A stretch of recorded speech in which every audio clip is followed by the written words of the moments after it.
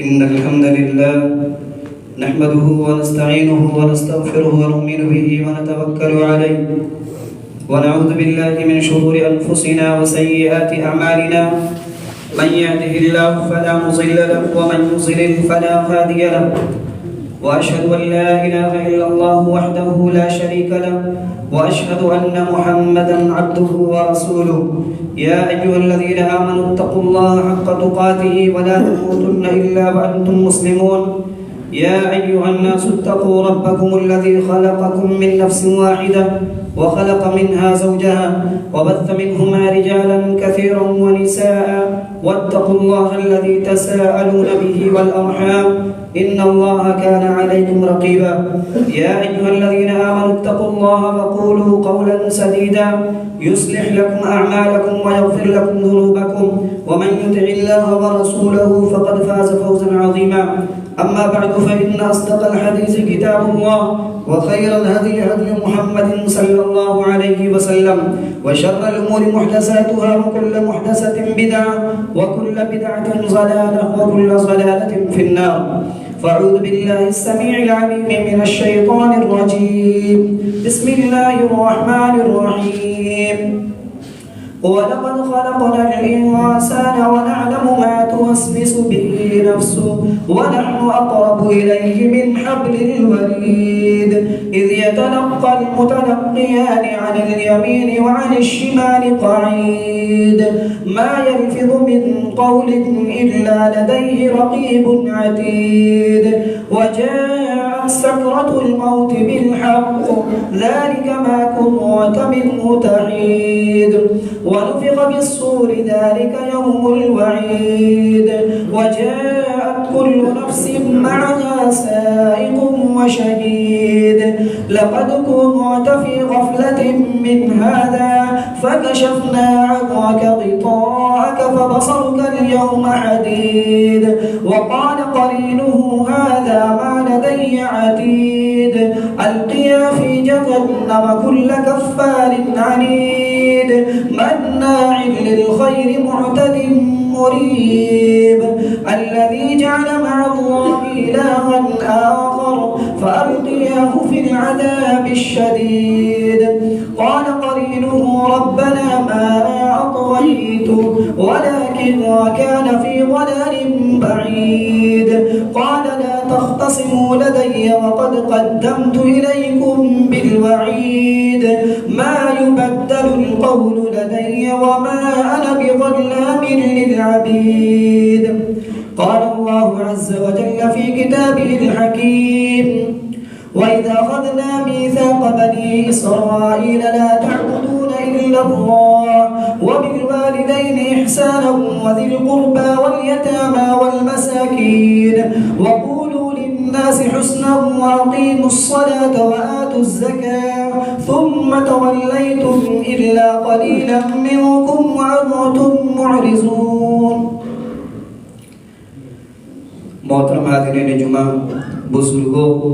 نوجوان بھائیوں قابل احترام اسلامی ماں اور بہنوں عزیز بچوں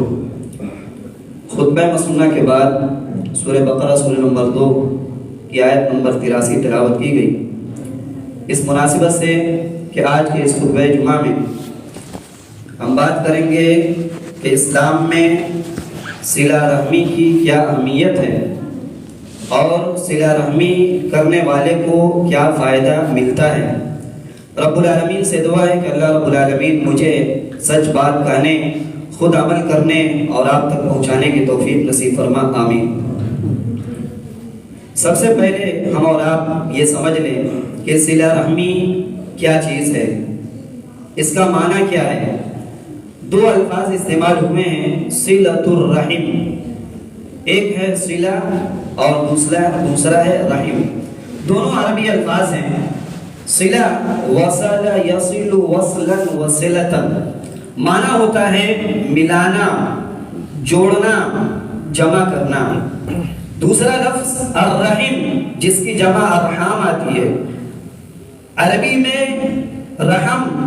یا رحم بچہ دانی کو کہتے ہیں دوسرا معنی قرابت رشتہ داریاں دونوں کو ملا کر ترجمہ یہ ہوتا ہے صلۃ الرحم، رشتے ناتے کو جوڑنا، تعلقات کو برقرار رکھنا، رشتہ داریوں کو جمع کر کے رکھنا، اکٹھا کرنا۔ اسلام میں اس کی بڑی اہمیت ہے، شریعت نے بڑی تاکید کے ساتھ اس پر زور دیا ہے۔ قرآن کریم کی 10 آیات ایسی ہیں جس میں اللہ رب العالمین نے عموماً کہیں کہیں مومنوں سے بھی کہا کہ رشتہ داری کو برقرار رکھو، تعلقات کو قائم رکھو، اور کہیں کہیں عام الفاظ استعمال کر کے اللہ رب العالمین نے کہا کہ رشتہ داری کا خیال رکھا جائے۔ رشتہ داریاں 2 طرح سے ہوتی ہیں، ایک باپ کی طرف سے، دوسری ماں کی طرف سے۔ باپ کی طرف سے چچا ہو سکتے ہیں، بھائی ہو سکتے ہیں، پھر اسی طریقے سے پھوپھو ہو سکتی ہے، پھر اسی طریقے سے ماں کی طرف سے نانا ہو سکتے ہیں، نانی ہو سکتی ہیں، ماموں اور ممانی اور ماموں کے لڑکے، یعنی آپ بڑھاتے چلے جائیے۔ جو بھی آپ کے ددیہالی رشتہ دار ہیں یا ننیہالی رشتہ دار ہیں، اسلام میں خاص طور پر ان کے بارے میں تاکیدی حکم آیا ہے کہ ان رشتوں کو برقرار رکھا جائے، ان کو قائم رکھا جائے، ان کو ملا کر رکھا جائے اور ان کو توڑنے سے ڈرا جائے، بچا جائے۔ سورہ نساء کی ابتدائی آیت میں رب العالمین نے فرمایا وَاتَّقُوا اللَّهَ الَّذِي تَسَاءَلُونَ بِهِ وَالْأَرْحَامَ، اے وہ لوگو جو اللہ کے بندے ہو، تمام لوگوں سے مخاطب ہو کر رب العالمین نے فرمایا یا ایھا الناس اتقوا ربکم، اے لوگو جو تمہارا رب ہے اپنے رب سے ڈرو، اللہ کی عبادت کرو اور اللہ رب العالمین کی نافرمانی سے بچو۔ اور آگے فرمایا واتقوا اللہ الذی تساءلون به والارحام، اس اللہ سے ڈرو، اس اللہ کا خوف کھاؤ جس کے نام کے ذریعے، جس کے واسطے سے تم ایک دوسرے سے رشتے کے بارے میں سوال کرتے ہو۔ رشتہ داریوں کے حوالے سے بھی ڈرو، رشتے ناتے توڑنے سے اپنے آپ کو بچائے رکھو۔ خطبہ مسنونہ کے بعد جو آیت کریمہ تلاوت کی گئی سورہ بقرہ سورہ نمبر 2 کی آیت نمبر 83 ہے۔ اس آیت میں اللہ رب العالمین نے بنی اسرائیل کے واقعے کو ذکر کیا جن سے وعدہ لیا تھا، عہد لیا تھا، میثاق لیا تھا کہ ایک اللہ کی عبادت کرنا ہے، اس کے ساتھ کسی کو شریک نہیں ٹھہرانا ہے۔ وہیں پر رشتہ داری کے حوالے سے بھی کہا وَإِذْ أَخَذْنَا مِيثَاقَ بَنِي إِسْرَائِيلَ لَا تَعْبُدُونَ إِلَّا اللَّهَ، اے بنی اسرائیلو، اے اسرائیلیو، یاد کرو جبکہ اللہ رب العالمین کہتا ہے کہ ہم نے بنی اسرائیل سے وعدہ لیا، عہد لیا، کس بات کی؟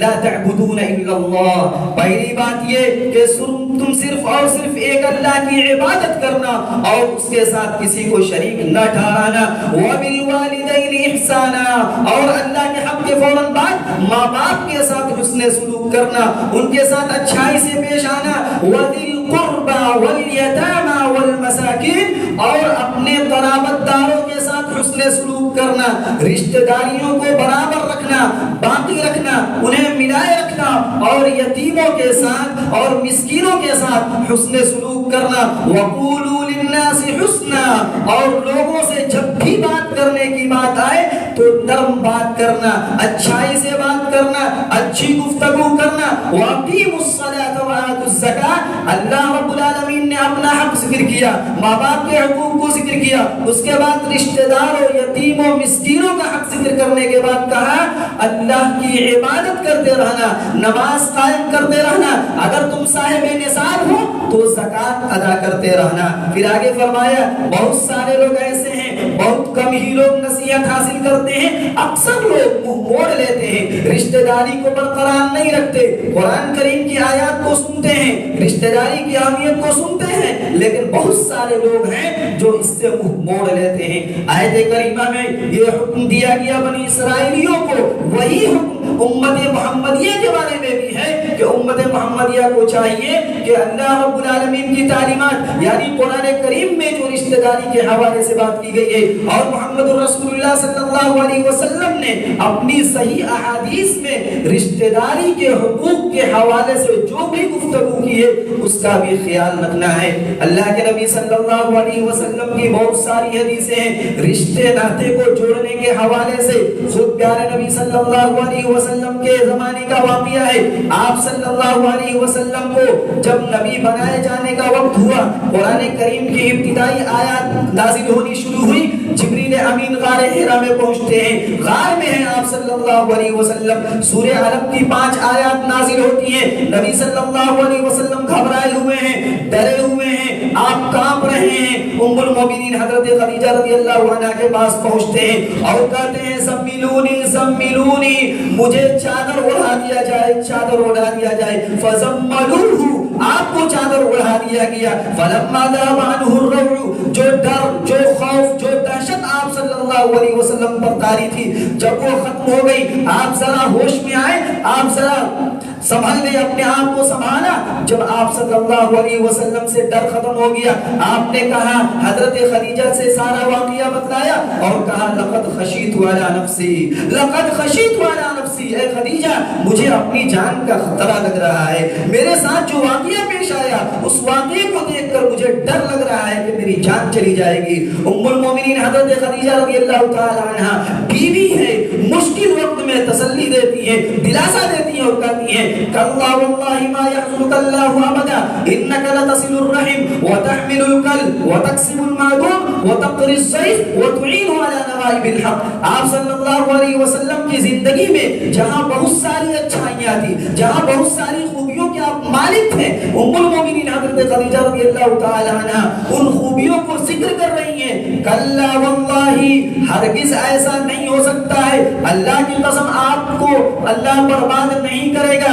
اللہ آپ کو رسوا نہیں کرے گا۔ کیوں؟ انک لتصل الرحم، پہلی خوبی تو یہی ہے کہ آپ رشتے ناطے جوڑتے ہیں، آپ رشتہ داروں کے ساتھ حسن سلوک کرتے ہیں۔ وتحمل الکل، دوسروں کا بوجھ اٹھاتے ہیں۔ وتقری الضیف، مہمانوں کی مہمان نوازی کرتے ہیں اور آپ دین کے لیے خدمت کرتے ہیں۔ آپ کے اندر اتنی اچھائیاں ہیں، وہیں پر ایک اچھائی صلہ رحمی جیسی صفت ہے، آپ کو اللہ کبھی بھی رسوا نہیں کرے گا، کبھی بھی برباد نہیں کرے گا۔ پیارے نبی صلی اللہ علیہ وسلم اتنے اونچے اخلاق کے حامل تھے، جہاں وہیں پر آپ صلی اللہ علیہ وسلم رشتہ داری کا، قرابت داری کا اور اپنے تعلقات کا اس قدر خیال رکھتے تھے کہ ام المومنین حضرت خدیجہ رضی اللہ عنہا آپ کی تعریف کر رہی ہیں کہ ایسا آدمی جو صلہ رحمی کرے، رشتے ناطے کو جوڑے، اس کو اللہ کبھی برباد نہیں کر سکتا۔ پیارے نبی صلی اللہ علیہ وسلم خود صحابہ کرام سے اور اپنے ماننے والوں سے اور اپنے قبائل کے یا اس زمانے کے جو قبیلے کے لوگ تھے، آپ صلی اللہ علیہ وسلم ایک طرف جہنم کی وعید سنا رہے ہیں، جہنم سے بچنے کی تاکید کر رہے ہیں اور یہ واضح کر دے رہے ہیں کہ ہم قیامت کے دن کچھ کام نہیں آئیں گے، ہاں البتہ دنیاوی زندگی کے اندر جہاں تک ہو سکتا ہے ہم صلہ رحمی کا خیال کریں گے، ہم رشتے ناطے کو جوڑتے رہیں گے۔ اٹھائیے صحیح مسلم کے اندر روایت موجود ہے، حضرت ابو ہریرہ رضی اللہ تعالیٰ عنہ راوی ہیں، وہ کہتے ہیں لما نزلت هذه الآية وانذر عشيرتك الأقربين، سورہ شورى کی آیت نمبر 214 ہے، جب یہ آیت کریمہ نازل ہوئی، وانذر عشيرتك الأقربين، اے نبی آپ اپنے قریبی رشتہ داروں کو ڈرائیے، جہنم کی وعید سنائیے، جہنم سے بچنے کی تاکید کیجئے۔ نبی صلی اللہ علیہ وسلم پر یہ آیت کریمہ نازل ہوتی ہے،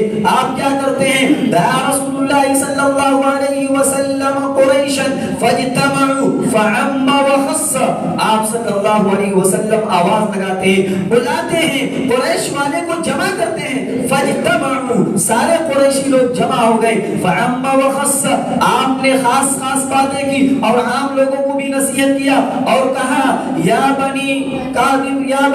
بن لؤی انقذوا انفسکم من النار، اے کعب بن لؤی اپنے آپ کو جہنم کی آگ سے بچاؤ، یا بنی مرۃ بن کعب ادخلوا انفسکم من النار، اے مرہ بن کعب اپنے آپ کو جہنم سے بچاؤ، یا بنی عبد شمس انقذوا انفسکم من النار، اے عبد شمس اپنے آپ کو جہنم کی آگ سے بچاؤ، یا بنی ہاشم انقذوا انفسکم من النار، اے بنی ہاشم اپنے آپ کو جہنم کی آگ سے بچاؤ، یا بنی عبد المطلب انقذوا انفسکم من النار، اے عبد المطلب کے بیٹے اپنے آپ کو جہنم کی آگ سے بچاؤ، یا فاطمہ انقذی نفسک من النار، اے فاطمہ بنت محمد تو بھی اپنے آپ کو جہنم کی آگ سے بچاؤ۔ کیوں؟ فَإِنِّي لَا أَمْلِكُ لَكُم مِّنَ اللَّهِ شَيْئًا، اس لیے کہ ہم اللہ کے عذاب سے بچا نہیں سکتے ہیں، ہم تمہارے لیے اختیار نہیں رکھتے ہیں کہ اللہ کا عذاب آئے، اللہ تمہیں جہنم میں ڈال دے اور میں تمہیں بچا سکوں، یہ میرے اختیار میں نہیں ہے۔ آپ صلی اللہ علیہ وسلم برات کا اظہار کر رہے ہیں، قبیلے کا نام لے لے کر،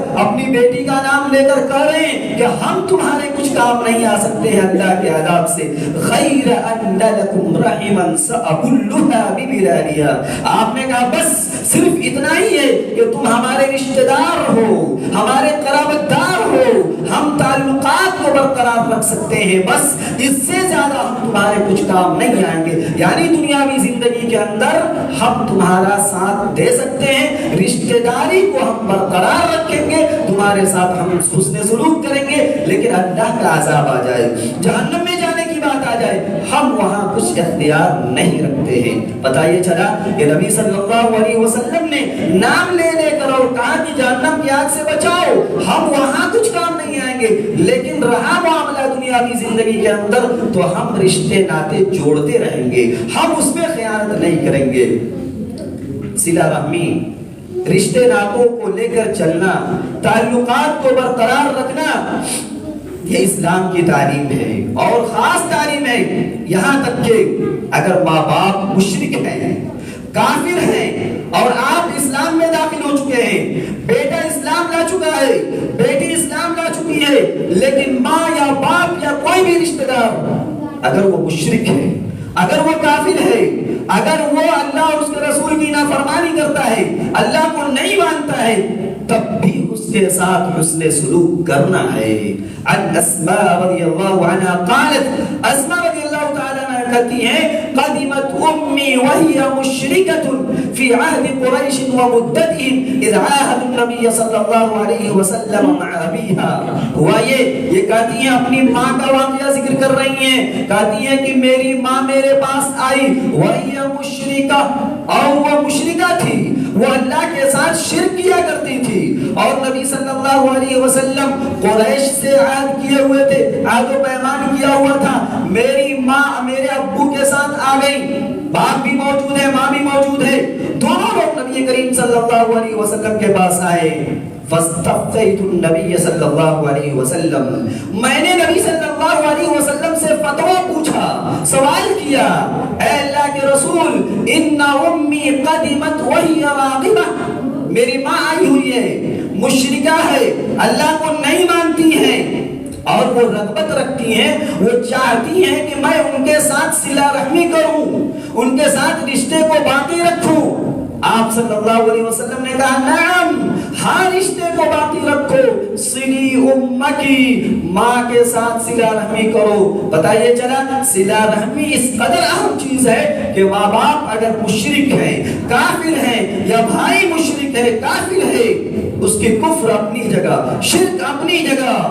لیکن اخلاقی معاملہ جو ہے، رشتہ داری کا جو حقوق ہے، اس کو ہمیں اور آپ کو ادا کرنا ہوگا۔ ہمارے یہاں عموماً ہوتا یہ ہے کہ ہم توحید والے ہو گئے، ہمارا عقیدہ مضبوط ہو گیا، باپ ہو بھائی ہو، اس کو ہم دیکھنا نہیں چاہتے، پسند نہیں کرنا چاہتے ہیں، دعوت کا لائن یہیں پر ہم بند کر دیتے ہیں، ہم اس سے سلام نہیں کرتے ہیں، ہم اس کے پاس جاتے نہیں ہیں۔ یاد رکھیے گا، حدیث یہ بتلا رہی ہے کہ ماں باپ اگرچہ مشرک ہیں، شرک میں ان کی اطاعت نہیں کر سکتے ہیں، لیکن دعوت کا فریضہ یہ ہے کہ آپ اسے جائیں، تبلیغ کریں، نصیحت کریں۔ ہدایت دینے والی ذات اللہ رب العالمین کی ذات ہے، اور خاص طور پر اگر ماں باپ ہوں، مشرک ہوں، تو ان کے ساتھ صلہ رحمی ضروری ہے۔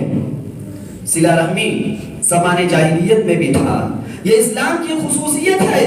کہ اسلام کے آنے سے پہلے یعنی محمد رسول اللہ صلی اللہ علیہ وسلم کی بعثت سے پہلے بھی اس کا رواج تھا۔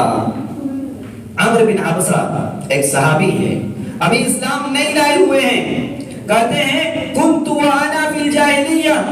میں جاہلیت کے زمانے سے گزر رہا تھا، میں زمانے جاہلیت میں ہی تھا، وَأَظُنُّ أَنَّ النَّاسَ عَلَى ضَلَالَةٍ، صحیح مسلم کی روایت ہے، اور میں یہ سمجھ رہا تھا، عمرو بن عبسہ کہتے ہیں میں یہ سمجھتا تھا کہ سارے لوگ گمراہی میں ہیں، سب لوگ ضلالت میں ہیں، بھٹکے ہوئے ہیں، وَأَنَّهُمْ لَيْسُوا عَلَى شَيْءٍ، اور لوگ کسی بھی دین دین پر نہیں ہے. لوگوں کا معاملہ یہ ہے کہ سب لوگ گمراہی میں ہیں اور سب لوگ بھٹکے ہوئے ہیں, کسی کا بھی کوئی دین نہیں ہے. اور کہتے ہیں کہ لوگ وَيَعْبُدُونَ الْأَوْثَانَ, لوگ بتوں کی عبادت کرتے تھے. میں یہ سمجھتا تھا کہ سب لوگ گمراہی پر ہیں, لیکن ہوا یہ کہ اچانک میں نے ایک آدمی کے بارے میں سنا, سَمِعْتُ بِرَجُلٍ بِمَكَّةَ يُخْبِرُ أَخْبَارًا, میں نے سنا کہ مکہ کے اندر ایک آدمی ہے جو بہت ساری خبریں بتلاتا ہے, عجیب و غریب باتیں کرتا ہے. چنانچہ میں اس آدمی کے پاس گیا, اور جانے کے بعد دیکھا کہ اس وقت پیارے نبی صلی اللہ علیہ وسلم چپکے دعوت و تبلیغ کا کام کر رہے تھے, توحید کی دعوت دے رہے تھے. میں ان کے پاس پہنچا, کہا ما انت, آپ کیا ہیں؟ ما انت, آپ کیا ہیں؟ نبی صلی اللہ علیہ وسلم نے کہا انا نبی, میں نبی ہوں. کہا وما نبی, نبی کیا ہوتا ہے؟ نبی کس چیز کو کہتے ہیں؟ یہی الفاظ ہے حدیث کے, وما نبی, نبی کیا ہوتا ہے؟ کہا ارسلنی اللہ, اللہ نے مجھے بھیجا ہے, اللہ نے مجھے نبی بنایا ہے. پھر کہتے ہیں وَبِأَيِّ شَيْءٍ أَرْسَلَكَ, اللہ نے آپ کو کیا چیز دے کر بھیجا ہے, کون سی چیز لے کر آئے ہیں, کس چیز کی تبلیغ کر رہے ہیں؟ آپ صلی اللہ علیہ وسلم نے کہا ارسلنی بصلة الارحام وکسر الاوثان وان یوحد اللہ لا یشرک به شیئا, کہا کہ اللہ نے مجھے رشتے ناطے کو جوڑنے والا بنا کر بھیجا ہے کہ میں رشتے ناطے کو جوڑوں, تعلقات کو باقی رکھوں, اور جو بھی دنیا کے اندر بت پرستی ہو رہی ہے بتوں کو توڑ دوں, اور صرف ایک اللہ کی عبادت کیا جائے. چنانچہ یہ بات سننے کے بعد رشتے کے حوالے سے, عبادت کے حوالے سے, بت کو توڑنے کے حوالے سے عمرو بن حمزہ سنتے ہیں, کہتے ہیں وَأَنَا مُتَّبِعُكَ, میں بھی چاہتا ہوں کہ آپ کا سپورٹ کروں, میں بھی آپ کی اتباع کرنا چاہتا ہوں. نبی صلی اللہ علیہ وسلم نے کہا نہیں, ابھی حالات ٹھیک نہیں ہیں, ہماری تعداد کم ہے, ہم خود ہی چھپ کر دعوت دے رہے ہیں, آپ جائیے جہاں سے آئے ہیں, حالات ٹھیک ہو جائیں گے, ڈر ختم ہو جائے گا, تب آ کر آپ میرے ساتھ رہیے گا. چنانچہ وہ اسلام قبول کر لیے. بتلانا یہ ہے کہ محمد رسول اللہ صلی اللہ علیہ وسلم سے آپ صلی اللہ علیہ وسلم کی بعثت کا جہاں بہت سارے مقاصد ہیں, ان میں سے ایک مقصد یہ بھی تھا کہ آپ دنیا کے اندر رشتے ناطے کو جوڑیں. صلہ رحمی اس قدر اہم ہے کہ اللہ اس کے اجر کو ضائع نہیں کرتا, برباد نہیں کرتا, چاہے ایک آدمی کفر کی حالت میں عمل کرے. رشتے ناطے کو کفر کی حالت میں جوڑتا تھا, رشتے داریاں اس کی اچھی تھی, رشتے داری کو برقرار رکھتا تھا, لیکن آگے چل کر وہ اسلام لاتا ہے تو اس نیکی کو اللہ ضائع نہیں کرتا ہے. حکیم بن حزام رضی اللہ تعالیٰ عنہ راوی ہیں, صحیح بخاری کی روایت ہے, کہتے ہیں کہ میں نے نبی صلی اللہ علیہ وسلم سے سوال کر دیا, کہا یا رسول اللہ ارأیت اشیاء کنت اتحنس بها فی الجاہلیہ, اے اللہ کے رسول بہت ساری چیزیں ایسی ہیں اس کے بارے میں آپ کیا کہتے ہیں جن کو میں زمانے جاہلیت میں کرتا تھا اور وہ عبادت کے طور پر کرتا تھا, اس کا کیا ہوگا, اس کے بارے میں آپ کیا کہتے ہیں؟ من صدقۃ او عتاقۃ او صلۃ رحم هل فیہا من اجر,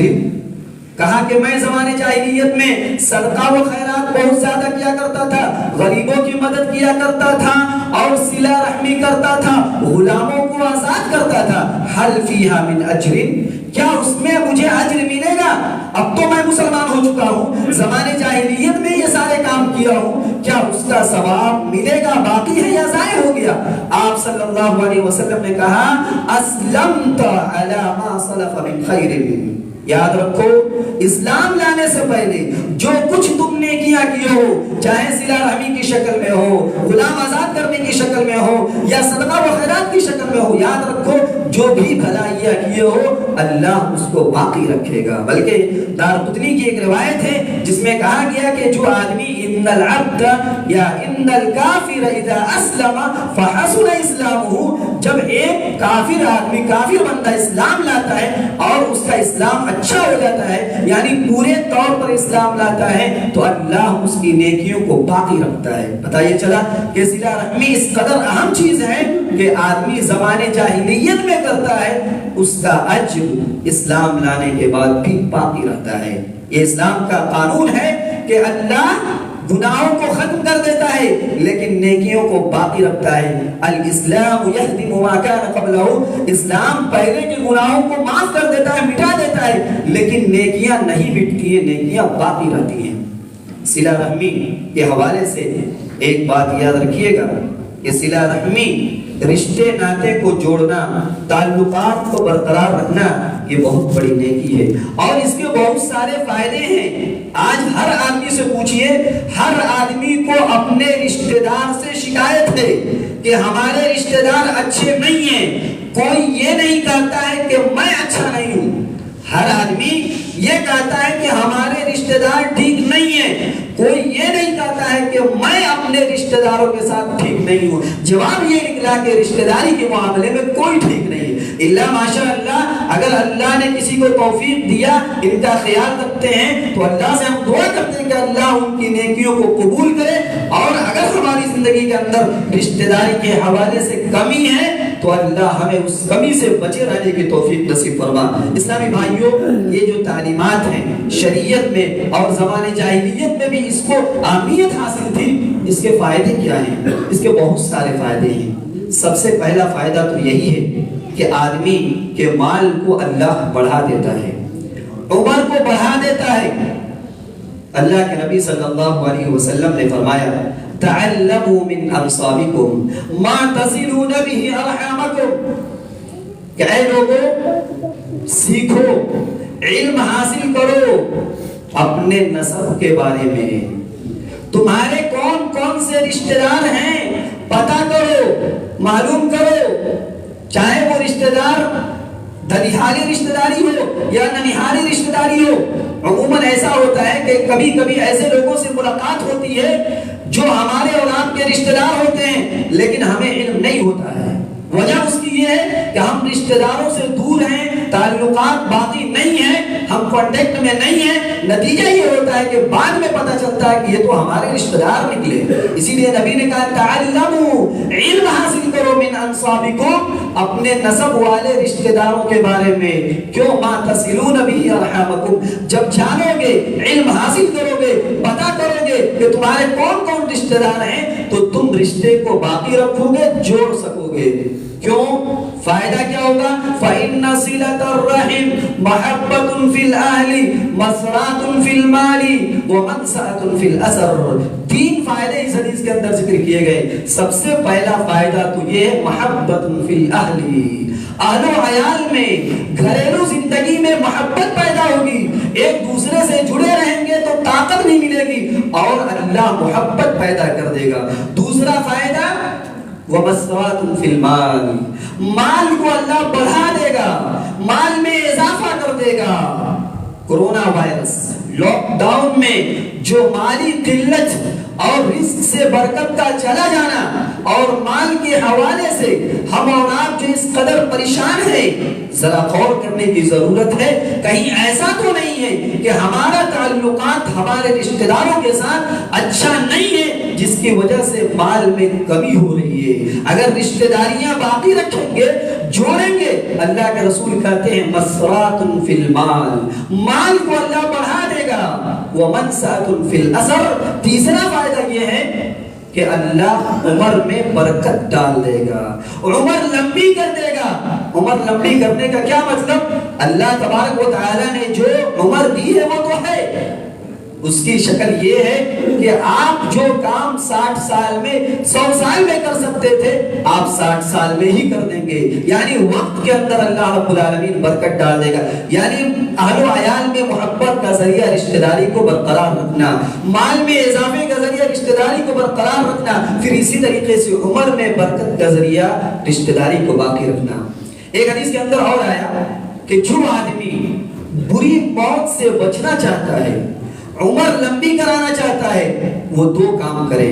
حضرت علی بن ابی طالب رضی اللہ تعالیٰ عنہ ہیں، رسول اللہ صلی اللہ علیہ وسلم نے فرمایا من احب یا من سرہ ان یمد له فی عمره ویوسع له فی رزقه ویدفع عنہ میتۃ السوء فلیتق اللہ ولیصل رحمہ، مسند احمد کی صحیح روایت ہے۔ حضرت علی رضی اللہ تعالیٰ عنہ کہتے ہیں کہ نبی صلی اللہ علیہ وسلم نے فرمایا کہ جو آدمی اس چیز کو پسند کرتا ہے، جو آدمی چاہتا ہے کہ اللہ اس کی عمر کو بڑھا دے، لمبی عمر دے، اور جو آدمی چاہتا ہے کہ اللہ اس کے رزق کو بڑھا دے،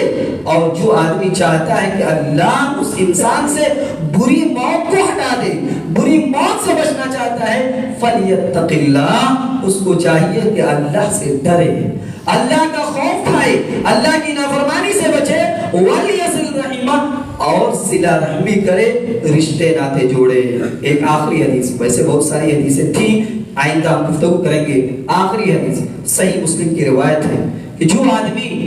جنت میں جانا چاہتا ہے، انسان جو بھی نیک اعمال کرتا ہے، چاہے اس کا تعلق نماز روزے یا دوسری نیکیوں سے ہو، سب کا مقصد ایک ہی ہوتا ہے کہ آدمی جنت میں داخل ہو جائے، اللہ نیک اعمال سے خوش ہو اور بدلے کے طور پر ہمیں اور آپ کو جنت نصیب کر دے۔ صحیح مسلم میں روایت موجود ہے۔ حضرت ابو ایوب انصاری رضی اللہ تعالیٰ عنہ کہتے ہیں کہ ان رجلا جاء الى النبي صلی اللہ علیہ وسلم، ایک آدمی اللہ کے نبی صلی اللہ علیہ وسلم کے پاس آیا اور سوال کیا اور کہا دلنی علی عمل اعمله یدنینی من الجنہ ویباعدنی من النار، اے اللہ کے رسول مجھے کچھ ایسے کام بتلائیے جن کاموں کو میں کروں، مجھے کچھ ایسی نیکیاں بتلائیے جن نیکیوں کو میں کروں۔ صحابہ کرام کے اندر